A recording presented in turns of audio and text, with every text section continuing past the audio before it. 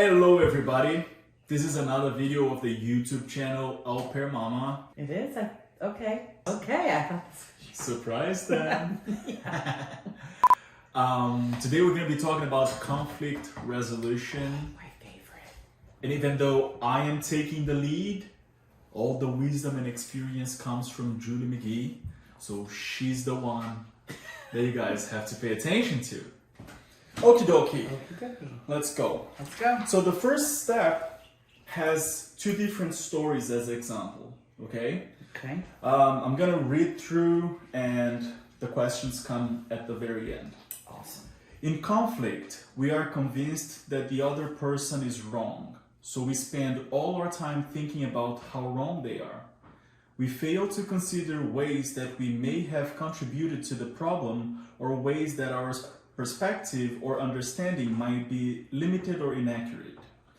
We usually can't force other people to understand or change, so the best thing we can do is start by focusing on ourselves and how we might improve our own understanding. Work on me first, so we understand the story. We often overlook the cause of our actions. We see or hear something we don't like and then we react. But our reaction is actually the last step in a sequence of things that happen. Our stories create our emotions, which drive our behavior. But we create our stories.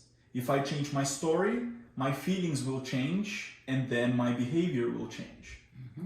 So this is the example, and it goes basically like this. This is what I see or I hear. My host mom told me I need to do all the family's laundry. And then I tell a story. I can't believe she asked me to do the laundry. This is an unfair and ridiculous request. Au pairs aren't supposed to be the family's maid. They don't respect me, or they wouldn't ask me to do this. And this is how I feel about the story that I just told. I feel angry and frustrated. I feel like my host mom doesn't really appreciate me or respect me. And this is the consequence. This is how I act. I accuse my host mom of disrespecting me. I avoid being around her because I'm angry. I am not friendly toward her, and I refuse to do any extra work beyond what is necessary. So, The story makes me sad. this is so not the relationship that we have. I know. It's just an example because it happens, but go ahead. Yes. So we separate facts from stories. One way to help us change our story is to focus on the facts instead of the story we told ourselves about the facts. What is a fact? Something that actually happened, what I saw or heard. How is a story different? A story is the judgment or conclusion we make about the facts, is the way that we interpret the facts. Examples of facts versus stories. I am meeting a friend for dinner and she arrives 20 minutes later. Fact, my friend arrived 20 minutes later. Story, my friend must not care about me or she wouldn't have arrived so late. I spent a lot of time cleaning the kitchen after the kids made a mess and my host mom didn't thank me for that. Fact, my host mom did not say thank you after I cleaned the kitchen. Story, my host mom doesn't appreciate the hard work I do. Before having a conversation, focus on facts and ask, why would a reasonable, rational, and a decent person do this? What might that sound like in the above example with the host mom who asked the au pair to do all the family's laundry? Example, what you see and hear. My host mom told me I need to do the family's laundry. Tell a story. My host mom has been really stressed and working long hours lately. She must be very overwhelmed. I wonder if she's aware that au pairs are not required to do this kind of task. What I feel. I feel sympathy for everything my host mom is going through right now. I also feel like she needs to understand the appropriate tasks for au pairs and how I act about it. I offer to help my host mom as a one-time courtesy, But I also have a conversation with her about the role of au pairs and what is appropriate within an au pair's job description. So this is the situation. And then the questions. Do you think this step is helpful? Why and why not? Absolutely. It allows you to step back instead of having that knee-jerk reaction to act or respond emotionally. Like you said, you were very hurt that she asked you to do this. It's not fair and she's taking advantage of you. And then you paused. The second scenario, you took that pause and you thought, okay. I mean, I totally disagree with the one-time thing. I think you need to set boundaries and everybody needs to stay to them. I understand your kind-heartedness and you wanting to be helpful, but those boundaries do need to stay. But again, having that conversation is so important. But taking that time to separate yourself from the fact and the story is very important because you just never know whether it's cultural, a language misunderstanding. Getting clarification on something can make the difference between appreciation and avoidance. In that first scenario, I avoided my host mom because I'm so angry.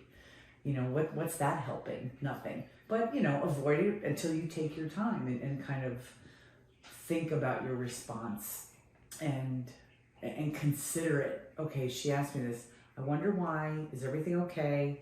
This isn't the first time she asked me, just to kind of set the tone for the conversation to have to get the story, not just make assumptions. That's really important. I get that. I feel like the first feeling. Oh yeah, is the strong. It's so strong because you just, like I said, that knee-jerk reaction. You just want to lash out and be like, heck no, not cool. Rematch. Yeah. And that's not helpful to anybody. That is not helpful. So yeah. Have you ever had experience doing this step? And explain if there is anything that comes to mind. I remember our very first au pair, Michelle. Jack was a baby, sleeps a lot. For the 20 minutes he napped, but I remember very, very specifically one time I came home and Michelle said she had cleaned the downstairs, which is, she swept and she mopped, and I was horrified. I was very upset because I knew that wasn't her job. She was not responsible for that, and I was afraid, God, if anybody finds out, they're going to take her away from me.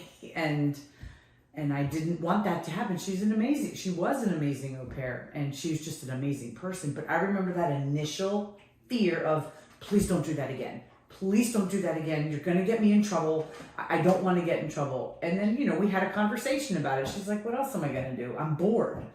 And I said, okay, go to the park, watch something. But I didn't want her to feel that, which is not what she felt at all. But my initial reaction was, she did this and she's going to get me in trouble. Yes. It was horrible. It was a bad feeling. But then once we talked about it and what that initial reaction passed and we were able to have a conversation about it, I said, look, this is why I reacted that way. And she's like, and this is why I did it. So getting that initial, what are the facts and what is the story, was so important in that, because I didn't live in fear for the remainder of her time that, oh my gosh, if she does anything else, they're going to take her away from me, and I don't want her to feel like she had. It was just I was able to relax and chill out a lot more. But again, it took that conversation because initially I was horrified. I was very scared. Do you have any ideas of how to use this step in our relationship? We use it all the time. Yeah, but in general. Okay, in general.